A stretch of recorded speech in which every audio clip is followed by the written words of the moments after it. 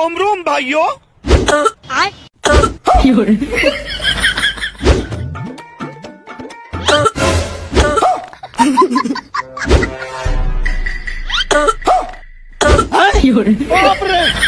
Breaking news, लगातार खांसी वाले चोर का आतंक बढ़ रहा है। कहा जाता है ये चोर हवा की तरह आता है, सामान चोरी करके ले जाता है। क्या पता जिस टीवी में आप न्यूज देख रहे हैं वो टीवी गायब करके ले जाए, तो आप लोग भी हो जाए साउथ।